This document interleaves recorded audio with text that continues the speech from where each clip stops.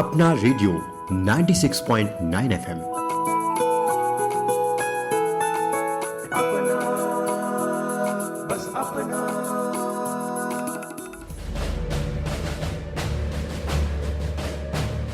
नमस्कार, आप सुन रहे हैं अपना रेडियो 96.9 एफएम और मैं हूं आपका अपना रेडियो साथी उदय शर्मा। दोस्तों, आज है राष्ट्रीय एकता दिवस और आज के दिन हम आपके लिए लाए हैं विशेष कार्यक्रम राष्ट्रीय एकता के सूत्रधार सरदार वल्लभ भाई पटेल। दोस्तों, हर साल 31 अक्टूबर को हम सभी भारतवासी मनाते हैं राष्ट्रीय एकता दिवस। यह दिन समर्पित है राष्ट्रीय एकता और अखंडता के प्रतीक हमारे लौह पुरुष सरदार वल्लभ भाई पटेल की जयंती को। सरदार वल्लभ भाई पटेल ने देश को एकजुट करने में महत्वपूर्ण भूमिका निभाई थी। उनका दृढ़ नेतृत्व और राष्ट्र के प्रति समर्पण हम सबको हमेशा प्रेरित करता है। दोस्तों, आज का दिन हमें याद दिलाता है कि एकता में ही शक्ति है। हम सभी भिन्नता के बावजूद एक हैं, चाहे कोई भी भाषा हो, संस्कृति हो या कोई धर्म। मूलतः हम सभी भारतीय हैं, हम सबकी पहचान भारतीयता है। दोस्तों, वल्लभ भाई झावर भाई पटेल, जिन्हें भारत में प्रेम पूर्वक सरदार पटेल के नाम से जाना जाता है, भारतीय राष्ट्रीय आंदोलन के अग्रणी नेता थे। भारत के लौह पुरुष के रूप में प्रसिद्ध सरदार वल्लभ भाई पटेल ने न केवल एक स्वतंत्रता सेनानी बल्कि एक दूरदर्शी नेता भी थे। 31 अक्टूबर 1875 को गुजरात में जन्मे पटेल न्याय, समानता और एकता के लिए हमेशा खड़े रहने वाले एक समर्पित वकील थे। भारत के महान दूरदर्शी राजनेता होने के साथ साथ वे प्रतिष्ठित वकील, बैरिस्टर तथा भारतीय राष्ट्रीय कांग्रेस के वरिष्ठ नेता भी थे, जिन्होंने आजादी के पश्चात साल 1947 से लेकर साल 1950 तक भारत के पहले उप प्रधानमंत्री और गृह मंत्री की भूमिका निभाई। राष्ट्रीय आंदोलन से लेकर आजादी के बाद भी सरदार पटेल का योगदान अविस्मरणीय है। पटेल जी के योगदान और उनके दृढ़ व्यक्तित्व को देखते हुए इन्हें भारत का लौह पुरुष तथा भारत के बिस्मार्क के रूप में जाना जाता है। साल 2018 में गुजरात राज्य में विश्व की सबसे ऊंची मूर्ति statue of unity Sardar Patel जी को समर्पित की गई है, जो कि देश की एकता में उनके योगदान को इंगित करती है। श्रोताओं, वास्तव में सरदार पटेल होना आसान नहीं है। एक मजबूत, अडिग और दृढ़ संकल्पित व्यक्तित्व के धनी पटेल का जीवन एक महान तपस्या है। दोस्तों, आज हम सभी मना रहे हैं राष्ट्रीय एकता दिवस और इस विशेष दिन पर राष्ट्रीय एकता के सूत्रधार लौह पुरुष सरदार पटेल से जुड़े बहुत सी बातों पर हम चर्चा करेंगे, उनके व्यक्तित्व के बारे में जानेंगे और साथ ही जानने की कोशिश करेंगे कि आखिर क्यों उन्हें लौह पुरुष कहा जाता है। तो आज हम बातचीत करेंगे डॉक्टर राकेश उपाध्याय जी से। डॉक्टर राकेश उपाध्याय जी भारतीय जनसंचार संस्थान के हिंदी पत्रकारिता विभाग के अध्यक्ष हैं और उनके लेखन और विचारों से आप अवगत होंगे ही। डॉक्टर राकेश उपाध्याय जी, आपका अपना रेडियो 96.9 एफएम में स्वागत है। बहुत बहुत धन्यवाद उदय जी, आपने मुझे इस प्रेरक कार्यक्रम में आमंत्रित किया। सरदार वल्लभ भाई पटेल, जैसा कि हम जानते हैं कि भारत के प्रथम उप प्रधानमंत्री थे, देश के प्रथम गृह मंत्री थे और उसी के साथ साथ वो हमारे देश के प्रथम सूचना और प्रसारण मंत्री भी थे जी। ये सरदार पटेल के जीवन का ऐसा पहलू है।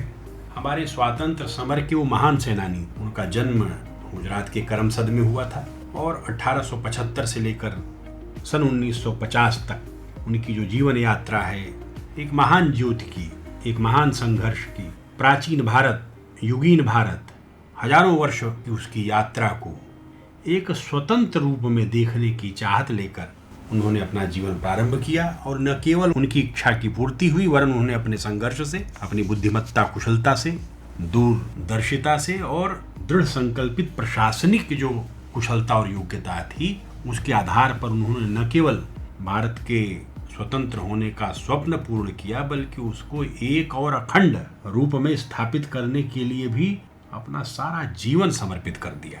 इसलिए मैं समझता हूँ कि उनका जीवन हर दृष्टिकोण से, उनको लौह पुरुष की उपाधि तो स्वयं महात्मा गांधी ने दी थी जी।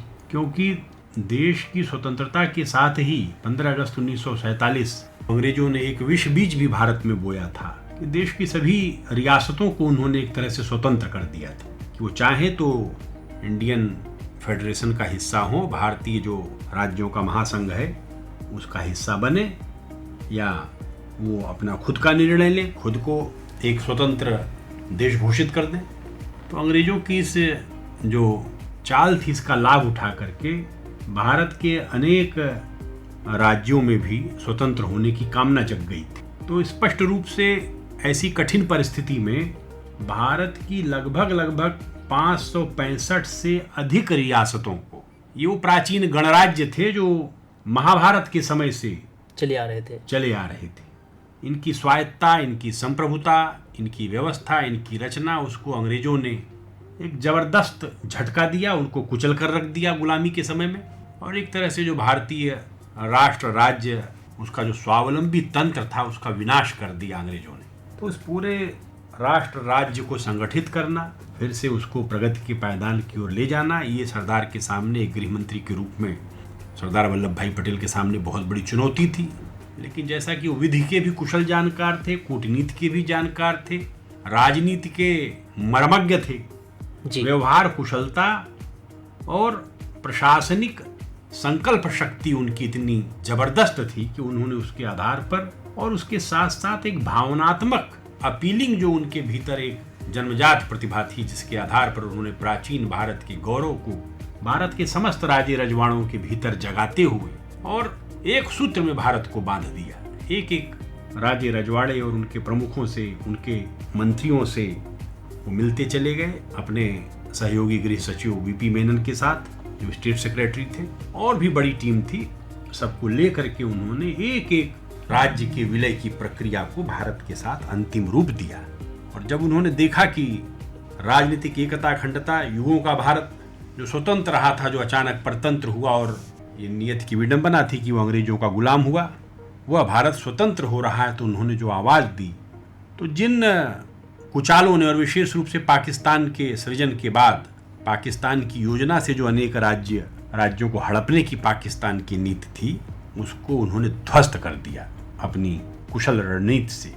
और केवल कश्मीर का सवाल नहीं था, कश्मीर का सवाल तो आज जाकर हल हुआ है इस वर्तमान सरकार ने और उसके अत्यंत सुयोग्य कुशल प्रधानमंत्री नरेंद्र मोदी जी के नेतृत्व में सुयोग्यतम गृह मंत्री श्री अमित शाह की उसी दृढ़ संकल्प शक्ति के कारण कश्मीर से 370 हटा जी। लेकिन कश्मीर की समस्या के साथ साथ भारत के अंदर जो कुछ और विषैली समस्याएं जड़ जमा कर बैठने वाली थीं, उसमें हैदराबाद निजाम का जो राज्य था, जूनागढ़ का जो राज्य था, जूनागढ़ के नवाब ने एक तरह से बगावत कर रखी थी, वो पाकिस्तान के साथ मिलने की तैयारी कर रहा था, और लक्षद्वीप पर भी पाकिस्तान की निगाहें गड़ गई थी। इन तीनों राज्यों को सरदार वल्लभ भाई पटेल ने अपनी दृढ़ संकल्प शक्ति से और अनेक राजनीतिक अंतर्विरोधों, मतभेदों को दरकिनार करते हुए, उस समय की सत्ता में जो लोग इन तत्वों के चालों को समझ नहीं पा रहे थे, उसको दरकिनार करके उन्होंने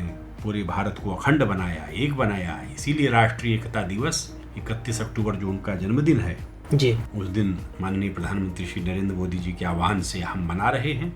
और आज सरदार की जो प्रतिमा है, जो केवड़िया में गुजरात में एक भव्यतम, दुनिया की सबसे ऊंची प्रतिमा के रूप में खड़ी दिखाई पड़ती है जी। तो उसका स्पष्ट संकेत है कि सरदार वस्तुतः इस संसार के अंदर जो राजनय है, जो कूटनीति है, जो एक दृढ़ संकल्प शक्ति है, एक नेतृत्व के भीतर जो एक महान दृष्टि होनी चाहिए, दूरदृष्टि होनी चाहिए, वैसा विजन रखने वाले वो इस संसार के अप्रतिम नेता थे, महामानव जी। इसलिए उनकी महानतम प्रतिमा जो खड़ी हुई गुजरात के भीतर, वह भी एक अद्भुत कार्य हुआ है। मैं समझता हूँ कि 565 रियासतों का एकीकरण भारत का आज़ादी के समय, ये दुनिया की एक सबसे बड़ी रक्तहीन क्रांति थी। सारा यूरोप आप देखिए, भाषा के आधार पर, नस्ल के आधार पर अनेक छोटे छोटे देशों में विभाजित पड़ा हुआ है।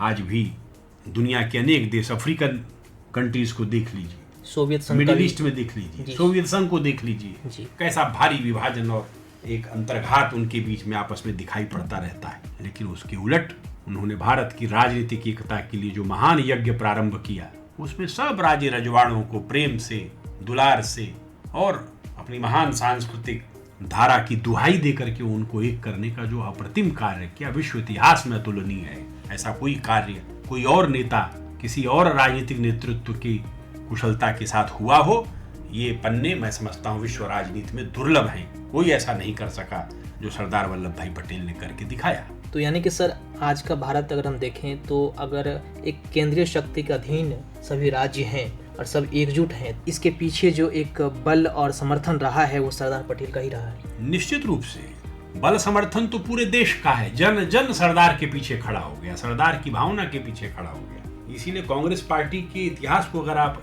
उसका अध्ययन करें तो सरदार पटेल को तो कांग्रेस की जो 15 प्रांतीय समितियां थीं जी, उन्होंने एक तरह से उसमें से 12 ने तो प्रधानमंत्री पद के लिए सरदार पटेल का नाम आगे बढ़ाया था, नॉमिनेट किया था। क्योंकि जो कैबिनेट मिशन था, कैबिनेट प्लान में ये तय हो गया था कि जो कांग्रेस अध्यक्ष होगा वो वायसराय की काउंसिल में रहेगा और वही प्रधानमंत्री बनेगा जी। तो इस बात पर सहमति थी। 1940 से मौलाना आजाद कांग्रेस के अध्यक्ष लगातार बनकर चले आ रहे थे और 1946 में मौलाना आजाद ने जब पद छोड़ा तो उस समय चुनाव हुए कांग्रेस के अध्यक्ष पद को लेकर। उस अध्यक्ष पद में 12 प्रांत की समितियों ने, जो केंद्रीय कार्यकारिणी कांग्रेस की थी, उसके बहुमत ने सरदार पटेल को ही भारत के मतलब जो होने वाले प्रधानमंत्री थे, किंतु अध्यक्ष, कांग्रेस के अध्यक्ष पद के लिए उनका नाम स्वीकृत कर लिया। पंडित जवाहरलाल नेहरू का नाम तो कांग्रेस की किसी समिति ने, किसी प्रादेशिक समिति ने नाम दिया ही नहीं। 15 में से एक 13वीं जो प्रांतीय समिति, उसे जेबी कृपलानी का नाम दिया, एक सीतारामैया का नाम आया, पंडित नेहरू का नाम नहीं था कांग्रेस अध्यक्ष के लिए 1946 में।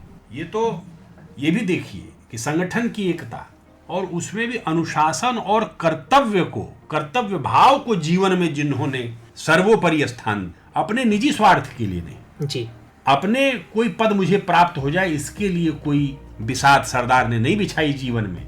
कुटिल राजनीति जिसको कहते हैं, वह राजनीति उनका भी प्रेत नहीं थी। उनको भारत की एकता, भारत माता की एक विश्व के महान सिंहासन पर उसको स्थापित करने की जो उनकी लालसा थी, उनके बचपन का जो स्वप्न था, उनकी युवावस्था का जो स्वप्न था, उसको पूरा करने के लिए उन्होंने निजी लाभ को, निजी गौरव को दरकिनार कर दिया, निजी तपस्या को भी पीछे कर दिया जी। और आप देखिए कि केवल महात्मा गांधी जी की इच्छा थी कि पंडित जवाहरलाल नेहरू भारत का नेतृत्व करें, प्रधानमंत्री बने, कांग्रेस के अध्यक्ष बने। तो केवल बापू की इच्छा का पालन करने के लिए सरदार ने अपने नाम को विड्रॉ कर लिया, पीछे कर लिया। ये उदाहरण भी भारतीय राजनीति में अद्भुत है। ऐसा तो कोई नेतृत्व ही नहीं मुझे दिखाई पड़ता है इस आजादी की अमृतमयी यात्रा में। सरदार पटेल जैसा त्याग करने वाला कोई नेता, जहां एक सामान्य विधायक पद के लिए, सांसद पद के लिए, संगठन में पद प्राप्त करने के लिए आज हम देखते हैं तमाम नेताओं के भीतर कैसी आपस में एक गलाकाट स्पर्धा मची रहती है। ऐसे समय में हमको सरदार के जीवन से प्रेरणा लेनी चाहिए कि कर्तव्य भाव के लिए, देश भाव के लिए, अपने समाज और देशवासियों के हित के लिए और कुशल नेतृत्व देने के लिए अपने आप को पीछे करके, और जो हमारे मार्गदर्शक हैं उनकी इच्छा की पूर्ति करते हुए सरदार पटेल ने बापू के प्रस्ताव को स्वीकार किया और अपने से उम्र में और अनुभव में बहुत छोटे पंडित जवाहरलाल नेहरू को प्रधानमंत्री पद पर अभिषेक किया। एक तरह से उन्होंने जी, ये भी एक अच्छे लीडर का ही गुण होते हैं सर। ये महान नेता का तो यही गुण होता है जी। और इसलिए कभी आप इतिहास के पन्नों को पलटें, यद्यपि उनका अनुभव में पंडित जवाहरलाल नेहरू उनसे छोटे भी थे, उम्र में भी छोटे थे, और संघर्षों में भी सरदार ने जो संघर्ष किया वो भी अप्रतिम है। खेड़ा सत्याग्रह हो, बारडोली सत्याग्रह हो, बोरसद का सत्याग्रह हो। हाँ, उनका विवाह 22 वर्ष की उम्र में हुआ था, लेकिन उनकी पत्नी दिवंगत हो गई 33 साल की उम्र में। फिर उसके बाद उन्होंने घर नहीं बसाया। उनकी जो बेटी थी मणिबेन को अपने छोटे भाई की गोद में दे करके वो भारतीय स्वातंत्र समर की यात्रा में निकल गए। और आप देखिए, वही मणिबेन जब बड़ी हुई तो मणिबेन कंधे से कंधा मिलाकर सरदार पटेल के साथ रहती थी और सादा जीवन और महान विचार हमेशा सरदार ने खादी के वस्त्रों का इस्तेमाल किया। मणिबेन जो धागा बुनती थी, जो खादी तैयार करती थी, उन्हीं वस्त्रों को वो पहनते थे, या मणिबेन जहां से भी व्यवस्था करती थी, जीवन भर मणिबेन उनकी सेवा करती रही। और जब तक सरदार जीवित रहे, मणिबेन भारतीय कांग्रेस के किसी पद पर, किसी राजनीति में स्थापित भी नहीं हुई। ये देखिए अद्भुत बात। तो अपने पीछे कोई परिवारवादी राजनीति, वंशवादी राजनीति छोड़ करके गए सरदार, ऐसा नहीं था। उन्होंने संगठन के अनुशासन का, देशभाव का, देशभक्ति का सदा पालन किया है। राष्ट्रवादी नेता थे। अपने राष्ट्र को, उसकी जरूरत को, राष्ट्र के प्रत्येक जन के मन को पढ़ना जानते थे। उस जन मन को बेहतर बनाना जानते थे सरदार। इसीलिए वो सरदार कहे। ऐसे सरदार जो भारत के असरदार गृह मंत्री के रूप में, उप प्रधानमंत्री के रूप में आज भी हमारे हृदयों में बसे हुए हैं। आज भी उनकी स्मृति हमारे तन मन को झंकृत करती है कि कैसा अद्भुत नेतृत्व इस भारत को प्राप्त हुआ। तो सर, वर्तमान समय में जो हम देखते हैं कि आज भी भारत तमाम विविधताओं से भरा हुआ है, और चाहे जातीय विविधता हो या सांप्रदायिक विविधता हो, धार्मिक विविधता हो, उन सब के बाद आज जो भारत एकीकृत है, उसके पीछे सरदार पटेल भी जो जाति और इन सब से ऊपर राष्ट्र हित को देखते थे और सबको एकजुट करके रखने में विश्वास करते थे। देखिए, सरदार ने भारत की विविधता का सम्मान किया। भारत में जाति तो सबको जोड़कर चलती है जी। भारत की जो जाति परंपरा है, सरदार पटेल उसी परंपरा में से एक रत्न के रूप में, पटेल परिवार के रूप में पैदा हुए। तो जाति के गौरव को तो कोई त्याग ही नहीं सकता इस देश के अंदर। ये एक गलत धारणा है कि जाति कहीं कोई बाधक है। जाति तो एक से एक नर रत्न पैदा करती है। जाति को स्वीकार करना, जाति को लेकर चलना गलत नहीं है। हाँ, जातिवाद करना जी, हाँ, जातीय भेदभाव करना, ये गलत चीज है, जो दुर्भाग्य से हमारे समाज में कहीं न कहीं राजनीतिक तौर पर स्थापित हो जाती है। ऐसी जातिवादी राजनीति को सरदार ने कभी स्वीकार नहीं किया। अगर सरदार जातिवादी होते तो प्रधानमंत्री पंडित जवाहरलाल नेहरू ब्राह्मण थे जी। उनको नेता स्वीकार ही नहीं करते। लेकिन देश के हित के लिए, समाज के हित के लिए, और अपने नेता, अपने नेतृत्व, जिन मार्गदर्शक महात्मा गांधी, उनकी इच्छा के लिए सरदार ने अपनी ताजपोशी को पीछे कर लिया। और उसमें कोई बात नहीं है। वो जानते थे कि इस देश को चलाना उनका काम है, इस देश की व्यवस्थाओं को सुधारना उन्हीं के बस की बात थी। इसलिए उन्होंने नेतृत्व तो एक तरह से पंडित जवाहरलाल नेहरू के हाथ में दिया, लेकिन अंदरूनी सारी व्यवस्थागत चीजें उन्होंने अपने हाथ में रखी। और आजादी के बाद ये हम लोगों का दुर्भाग्य इस देश का कि वो 3 वर्ष ही जीवित रहे, अन्यथा जिन समस्याओं को लेकर के हम अभी तक जूझते रहे। 2019 में 5 अगस्त को पार्लियामेंट में भारत की संसद ने जिस 370 को रद्द किया, ये सब समस्याएं तो सरदार अपने आंखों के सामने ही समाप्त करके चले गए होते जी। आप ध्यान रखिए वो कैसे धर्म भक्त, सनातन भक्त और राष्ट्रीय भाव भावनाओं से ओतप्रोत थे कि उन्होंने देश की स्वतंत्रता प्राप्त होते ही 1000 वर्ष की यात्रा में जो गुजरात में सोमनाथ मंदिर का ध्वस्तीकरण हुआ, आतताइयों ने, विदेशी आक्रमणकारियों ने भारत के स्व को, भारत के स्वाभिमान को, भारत की संस्कृति को, भारत की सभ्यता को, भारत के जनमन को, भारत के लोगों को, भारत की कला परंपरा को, भारत की सनातनी परंपरा को अपमानित करने के लिए जो इस प्रकार के शिखर खड़े थे, गुरुकुल खड़े थे, बड़ी मात्रा में उसको उन्होंने जमींदोज किया। सरदार ने गृह मंत्री बनने के बाद, उप प्रधानमंत्री बनने के बाद उसी सिंधु सागर के जल को हाथ में लेकर संकल्प ले लिया कि फिर से हम इसी भूमि पर सोमनाथ का गौरव वापस लेकर आएंगे।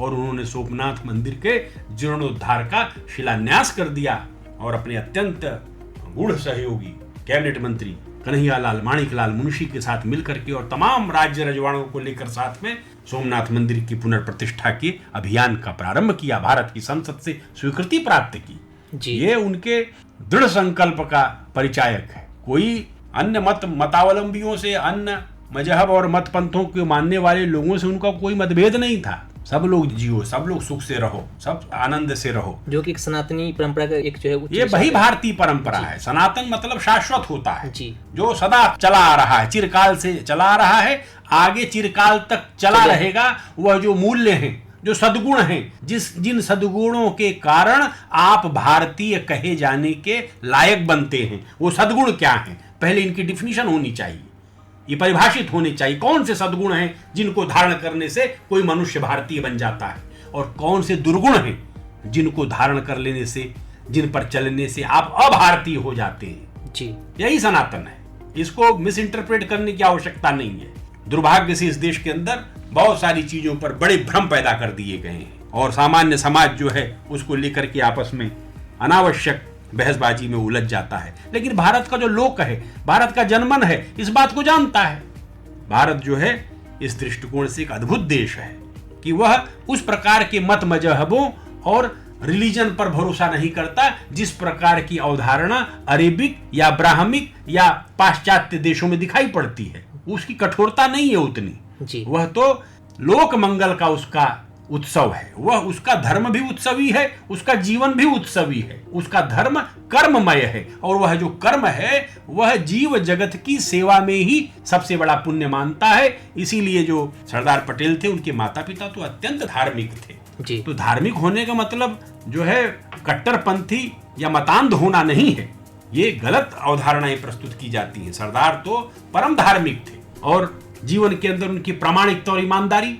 हाँ, आप देखिए जब वो 15 दिसंबर 1950 को उनका शरीर पूरा हुआ, उनका निधन हुआ, मतलब जिस तेजी से उनका स्वास्थ्य गिरा आजादी के बाद, एक एक क्षण जीवन का कण कण उन्होंने इस मातृभक्ति के लिए, देशभक्ति के लिए स्वाहा कर दिया और अपने शरीर की जो देखभाल होनी चाहिए थी वो देखभाल उस रूप में नहीं हो सकी। और एक किराए का मकान था उनके पास अहमदाबाद में, उनकी जो जन्मभूमि करमसद थी, करमसद है, वहां तो जो भवन पुराना है आज भी आप जाके देखिए कैसा सादा सुंदर।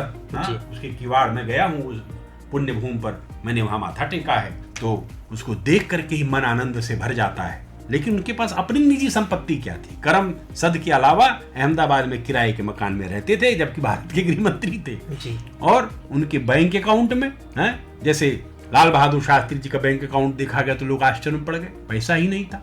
उसी तरह मुश्किल से 250-260 रुपए उनके अकाउंट में जो सैलरी के होंगे मेरा ख्याल है वही पड़े हुए थे। इसके अलावा तो 5 पैसा उनके पास नहीं था। तो ऐसा जीवन, बिल्कुल घुटने तक धोती पहनते थे, एक सामान्य कुर्ता पहनते थे, कंधे पर एक खादी की चादर रहती थी और एक साधारण चप्पल जो किसी हमारे गांव के मोची के द्वारा बनाई गई होती थी, उसी को लेकर के सारा जीवन जो है उन्होंने तपस्या में गुजार दिया। लेकिन आप समझिए लंदन से पढ़कर आए हुए वकील थे, चाहते तो कैसी सुख सुविधाएं जुटा लेते। उस समय कांग्रेस, जो भारतीय राष्ट्रीय कांग्रेस थी, जो भारतीय स्वतंत्रता आंदोलन की बुनियाद में इस संगठन में देश के तभी मत प्रांतों के लोग जुटे हुए थे, एक देश भाव ऐसा था जो आगे बढ़ रहा था।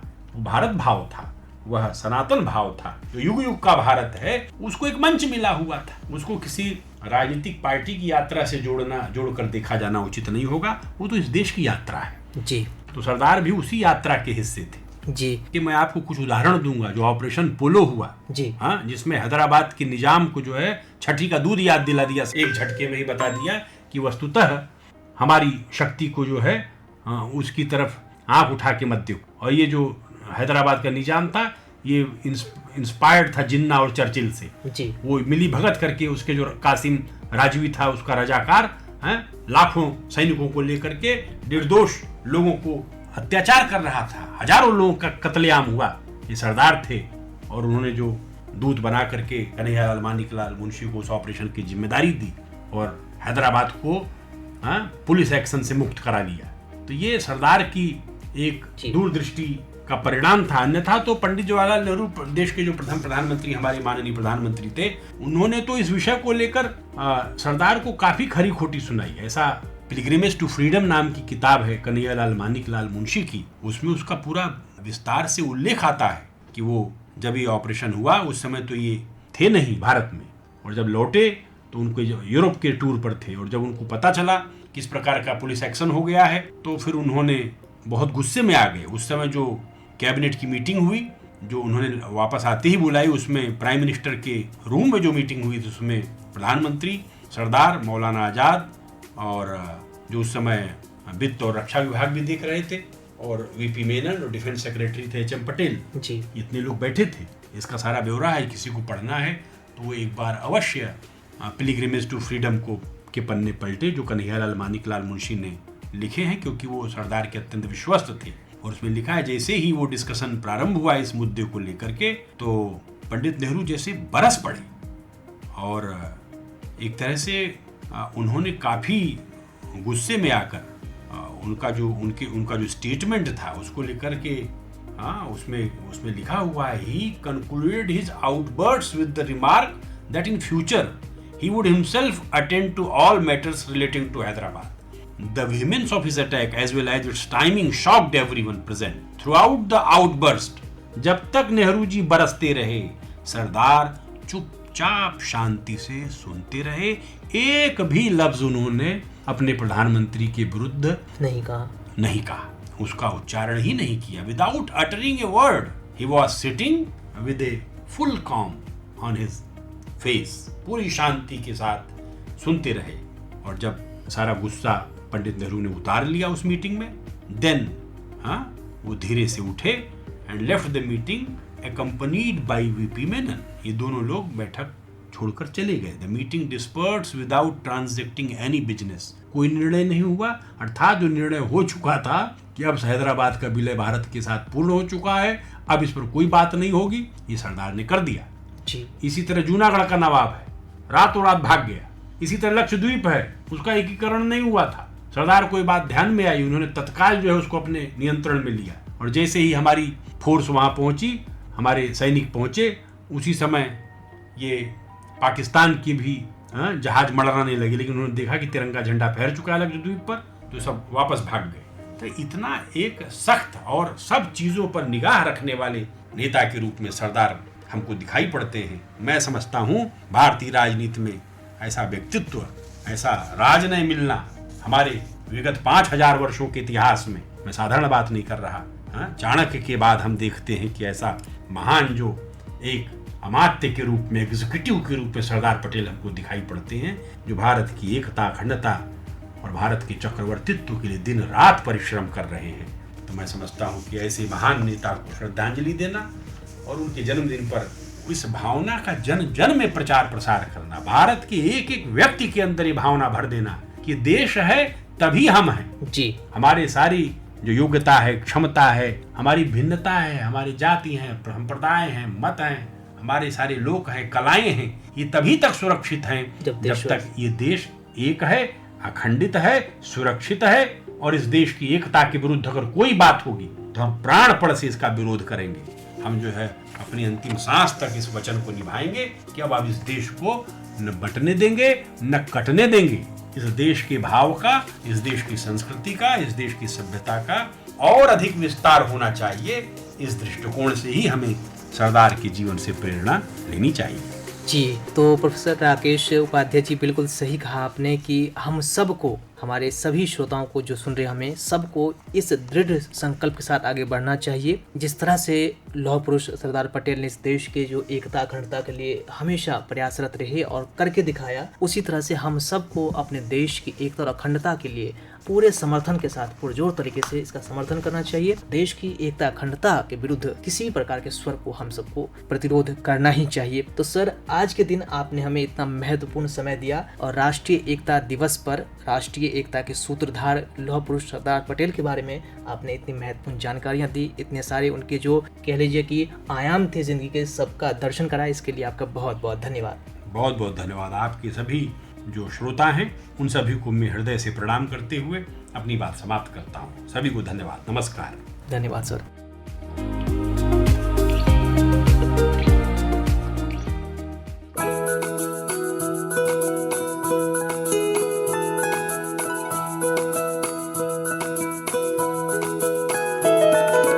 मेरी ख्वाहिशें, मेरे अरमान, मेरा बस यही सपना, जिंदगी में हर कोई समझे हम सफर मुझे अपना, अपना, बस अपना।